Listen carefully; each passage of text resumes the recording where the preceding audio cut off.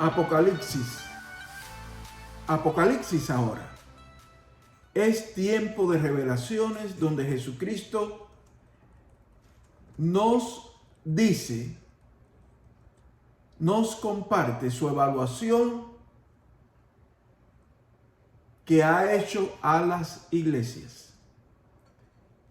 Muchas gracias por aceptar esta conexión con nosotros.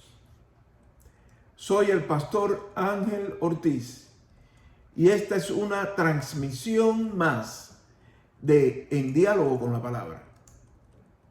La Palabra de Dios. La ciudad de Sardis estaba localizada a 10 millas y media o 17 kilómetros aproximadamente de la ciudad de Tiatira que vimos la semana pasada, que la visitamos por esta magia del estudio de la palabra de Dios que nos relata sobre ciudades que si no es por estudiar la palabra de Dios, no las conociéramos.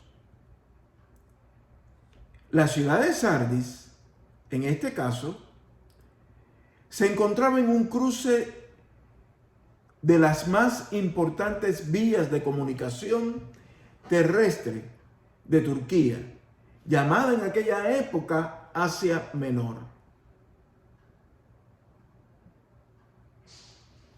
Fue una ciudad próspera, con abundante agua, por estar en el valle del río Hermuz. Y también esta región de Sardis era reconocida por sus minas de oro. Y ese mineral lo convertían en polvo de oro para toda la artesanía que esta ciudad producía. En Sardis residía una importante comunidad judía desde el siglo III antes de Cristo, vinculada al comercio. Debido a todas estas características que ya señalábamos de Sardis. Pero desde el punto de vista militar, también Sardis fue considerada una ciudad inexpugnable, pues contaba con una defensa natural gracias a su topografía. Esta ventaja contribuía, junto a su prosperidad, a afianzarla como una ciudad que gozaba de un ambiente que concedía seguridad a sus habitantes. Y en ese ambiente de prosperidad, seguridad,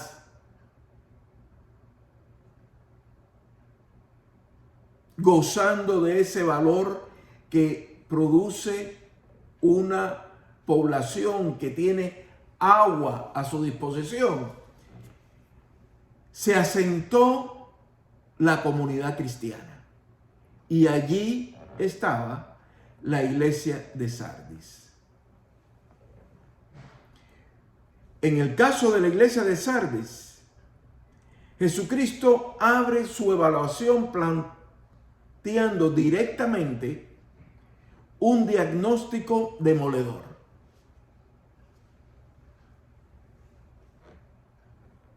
Y veamos lo que dice en Apocalipsis capítulo 3, versos 1 al 3.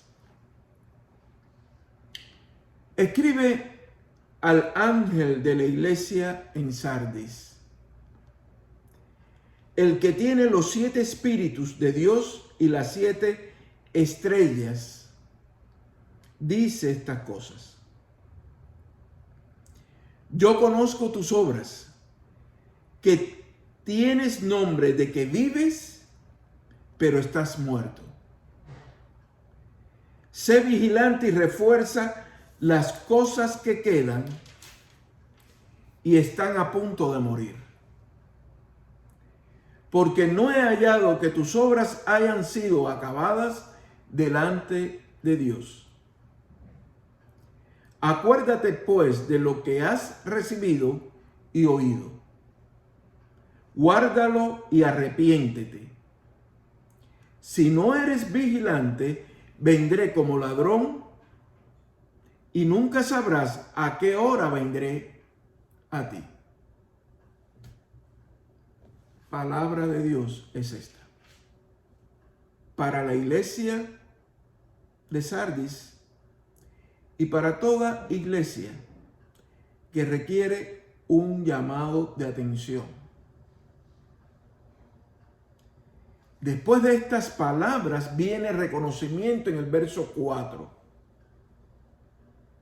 Sin embargo, tienes unas pocas personas en Sardis que no han manchado sus vestidos y que andarán conmigo en vestiduras blancas, porque son dignas.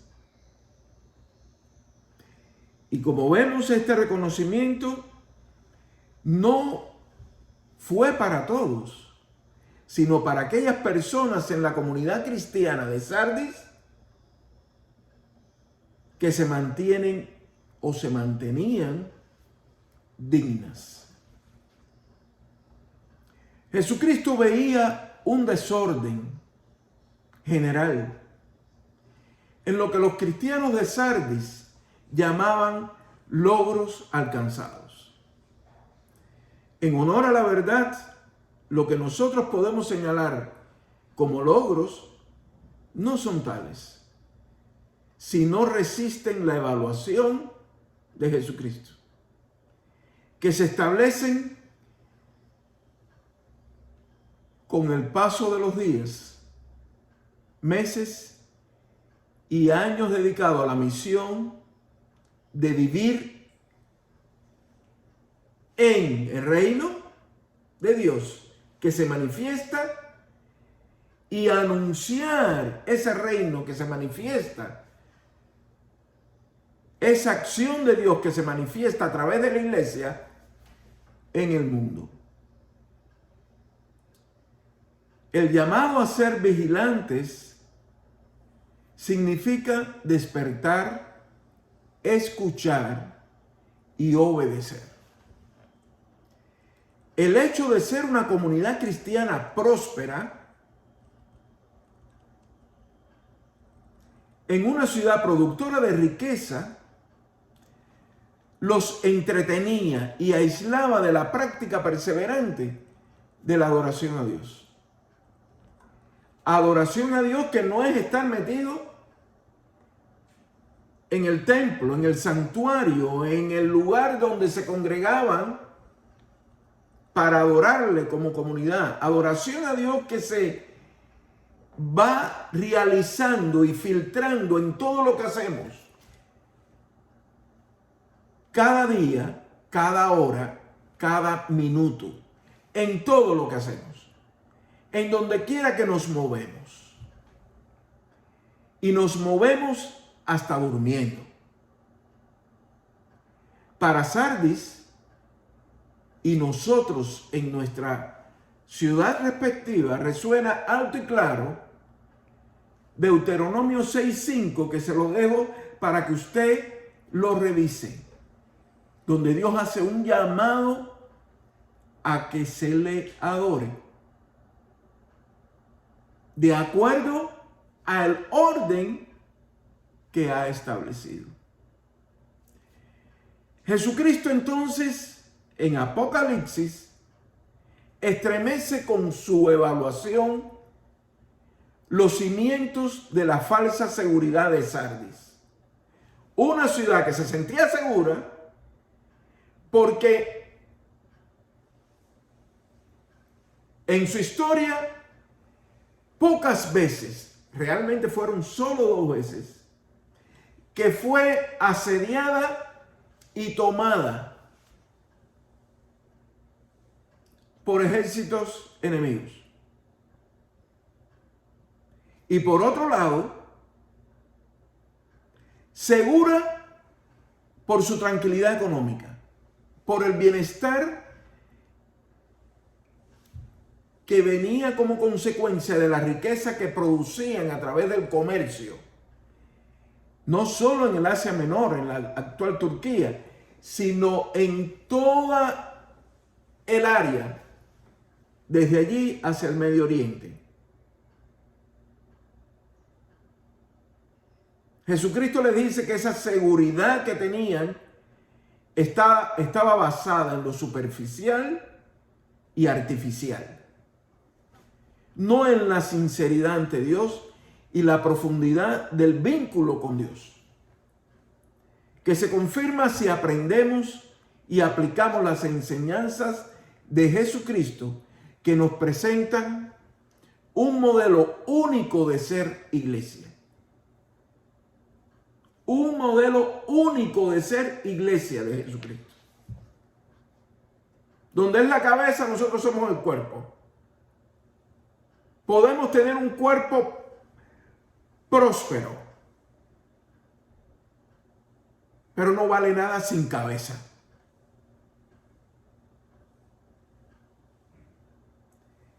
Y esa cabeza evalúa a la iglesia, a su cuerpo. Nosotros nos engañamos y creemos que existen muchos modelos de ser iglesia. Y confundimos el ser iglesia de Jesucristo con la denominación a la que pertenecemos. A la corporación cristiana, según las leyes, en este caso de Estados Unidos, de la que formamos parte. Hay una diferencia entre ese modelo corporativo, institucional, esa forma de gobierno y ser iglesia de Jesucristo. Tienen que coincidir, pero lo corporativo no mata el espíritu de Jesucristo en la iglesia. No puede manipularlo, no puede diluirlo. Al final del día, Jesucristo, a través de su espíritu, el que tiene oído, oiga lo que el espíritu dice a las iglesias, nos evalúa.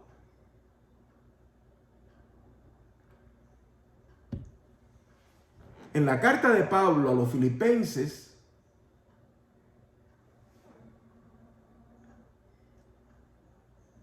también hay un llamado de atención, porque los filipenses también recibieron ese llamado de atención que nosotros leemos aquí.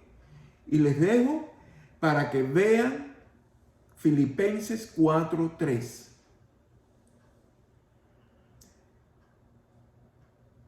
También hay personas, y ahí en Filipenses 4:3 vale la pena recordarles que hay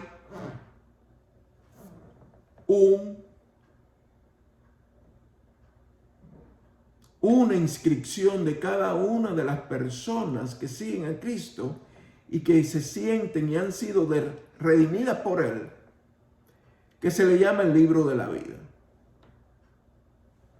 Si nosotros seguimos el texto del mensaje evaluativo a Sardis, la iglesia allí congregada, a partir del verso 5 leemos: de esta manera, el que venza será vestido con vestiduras blancas, y nunca borraré su nombre del libro de la vida, y confesaré su nombre delante de mi Padre y delante de sus ángeles.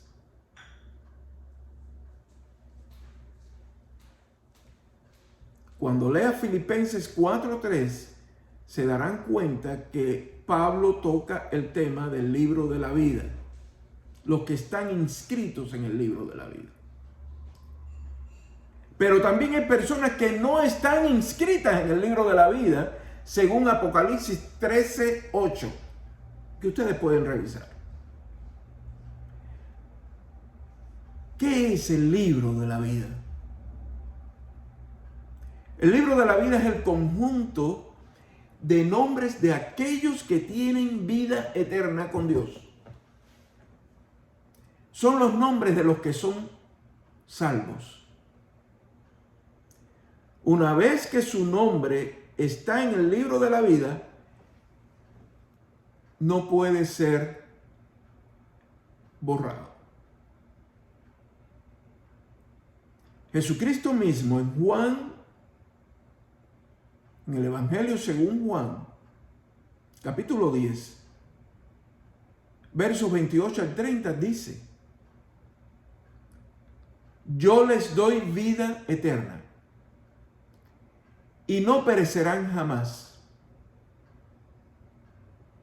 y nadie las arrebatará de mi mano. Mi Padre que me las ha dado es mayor que todos, y nadie las puede arrebatar de las manos del Padre. Yo y el Padre somos uno. Y en Romanos 8:35 al 39 leemos: ¿quién nos separará del amor de Cristo? ¿Tribulación o angustia o persecución o hambre o desnudez o peligros o espada? Como está escrito: por tu causa somos muertos todo el tiempo. Fuimos estimados como ovejas para el matadero. Más bien, en todas estas cosas somos más que vencedores por medio de aquel que nos amó. Por lo cual estoy convencido de que ni la muerte ni la vida, ni ángeles, ni principados, ni lo presente, ni lo porvenir, ni poderes, ni lo alto, ni lo profundo, ni ninguna otra cosa creada nos podrá separar del amor de Dios que es en Cristo Jesús, Señor nuestro.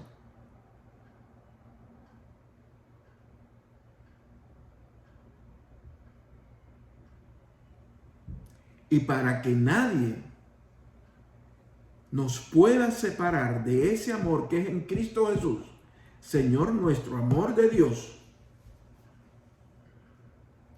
tenemos que esforzarnos.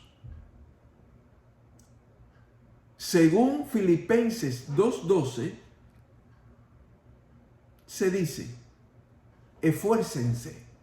Otras versiones dicen: ocúpense en su salvación con temor y temblor. ¿Cómo estar seguros de que somos salvos? La palabra de Dios nos responde. En Hechos 16:31, cree en el Señor Jesús y serás salvo, tú y tu casa. La palabra de Dios nos responde. Marcos 16:16.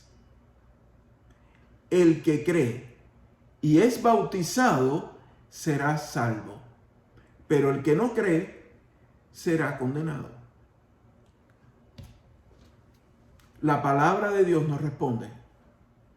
Santiago 1:21.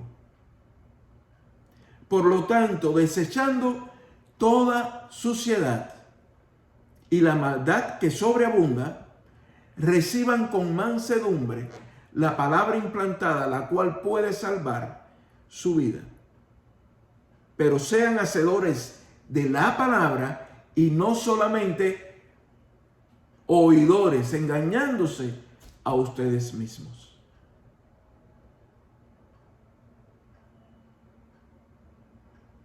La palabra de Dios nos responde en Juan 19.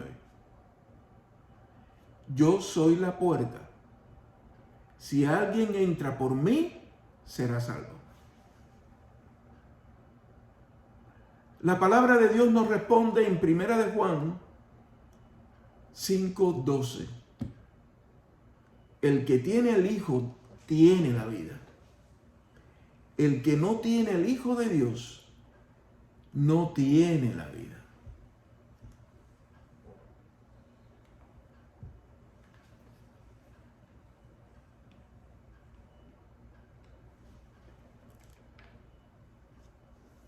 El que tiene oído, oiga lo que el Espíritu dice a las iglesias. No basta con ser religiosos. No basta con ir los domingos a la iglesia, cualquiera sea.